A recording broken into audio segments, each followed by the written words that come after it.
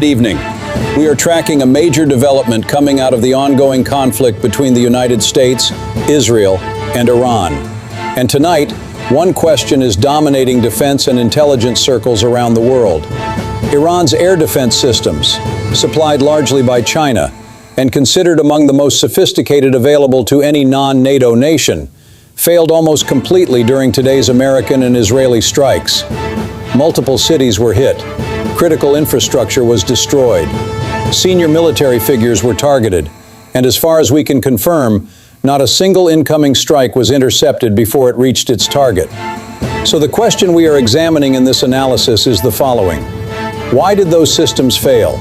And is it possible that the United States deployed classified weapons technology that the rest of the world has never seen used in combat before? Let's go through what we know. Iran's air defense network is not amateur.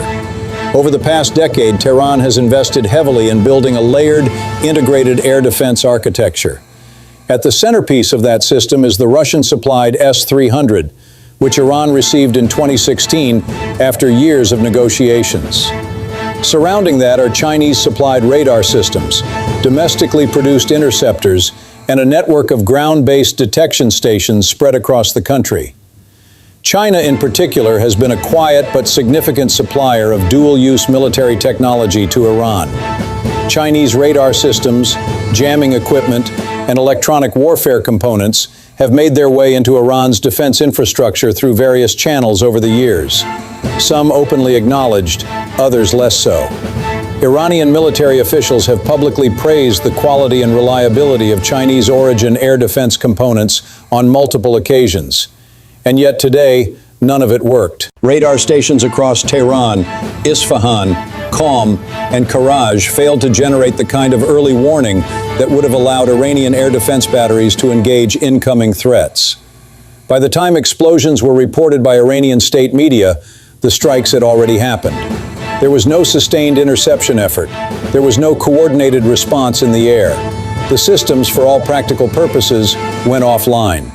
Now, there are several possible explanations for this, and we are going to work through each of them carefully. The first explanation is electronic warfare and jamming. The United States military has the most advanced electronic warfare capability on the planet. The EA-18G Growler, operated by the U.S. Navy, is specifically designed to suppress and destroy enemy air defense systems. It can jam radar frequencies, blind detection networks, and disrupt communication between radar stations and the missile batteries they are supposed to coordinate with. If a package of Growlers was operating ahead of or alongside the strike aircraft, they could have created a window of radar blindness across large portions of Iranian airspace. But here is the problem with that explanation on its own. Iran and China are aware of American jamming capabilities. They have spent years hardening their radar systems against exactly this kind of attack. The Chinese military has invested significantly in frequency-hopping radar technology, systems that rapidly switch operating frequencies to avoid being jammed on any single channel. If Iran's Chinese-supplied radar components were operating at their rated specifications, standard American jamming alone should not have produced a complete blackout across multiple geographically separated sites simultaneously. Which brings us to the second explanation: cyber attacks. The United States and Israel have a well-documented history of using cyber operations against Iran's military and nuclear infrastructure. The Stuxnet worm, discovered in 2010, was a joint American-Israeli cyber weapon that physically destroyed Iranian uranium centrifuges by sending them incorrect operating instructions. It was, at the time, the most sophisticated piece of malicious software ever discovered, and it worked for years before anyone noticed. Since Stuxnet, both countries have continued to develop offensive cyber capabilities targeting Iran. There is credible reporting, going back several years, that American and Israeli hackers have maintained persistent access inside segments of Iran's military communication networks. If that access was used today, if someone sent a command through Iran's own internal systems to switch off radar stations or to feed false data to air defense operators, then the failure we witnessed would make complete sense, even against hardened frequency-hopping radar technology. The third explanation is the one that defense analysts are treating most seriously, and the one that has the most significant long-term implications. The United States may have used one or more classified weapon systems in this operation that have never been deployed in open combat before. This is not speculation for its own sake. There is a well-established pattern in American military history of classified technology being revealed only when it is used in a real conflict. The F-117 stealth fighter was a secret program for years before it was used publicly in Panama in 1989.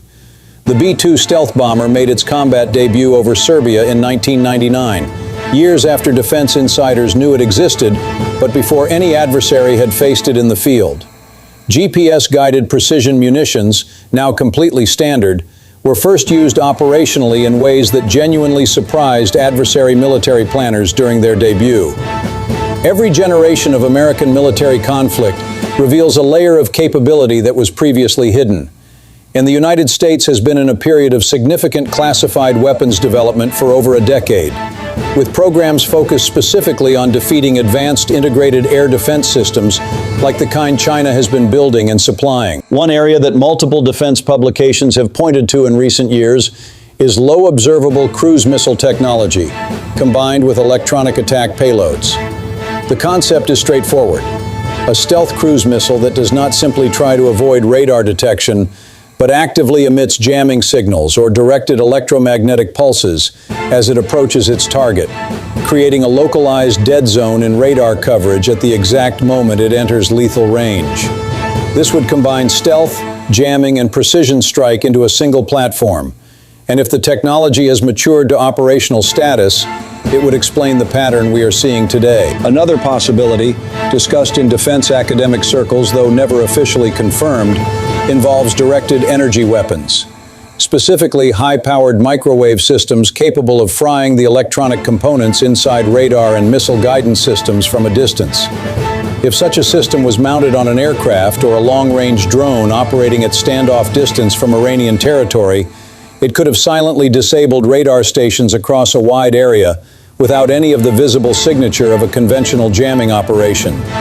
The affected stations would simply stop working. Operators on the ground would see their screens go blank, and they would have no way of knowing why. The reason this explanation is being taken seriously is not just theoretical, it is behavioral. The Iranians themselves are not claiming that they successfully engaged and were overwhelmed by incoming threats. They are not saying their interceptors fired and missed. The picture emerging from Iranian state media and regional reporting suggests that the defense systems simply did not respond, as if they were not receiving valid targets at all, or as if the operators were working with systems that had already been compromised before the first munition crossed the border. That behavioral signature, systems going dark rather than systems being defeated, is consistent with electronic attack, cyber disruption, or classified directed energy capability. It is not fully consistent with a conventional strike that simply overwhelmed defenses through volume or speed. Now, what are the implications of this, beyond Iran and beyond today? If the United States has successfully demonstrated a capability to neutralize Chinese-supplied integrated air defense systems in a real-world combat environment, the strategic consequences extend far beyond the Middle East. China has sold or supplied air defense components to dozens of countries. More importantly, China's own military relies on many of the same underlying radar and network technologies that appear to have failed in Iran today. Beijing will be conducting an extremely thorough after-action analysis of everything that happened in Iranian airspace over the past several hours. Russian military planners will be doing the same. The S-300 system, which Russia supplied to Iran, is closely related to the S-400 that Russia has sold to countries including Turkey and India, and that Russia deploys extensively in its own defense architecture. If American electronic warfare or classified technology penetrated an environment that included S-300 components, that is directly relevant data for every military that has procured Russian air defense equipment. And for America's allies and adversaries alike, the message embedded in today's operational performance is clear.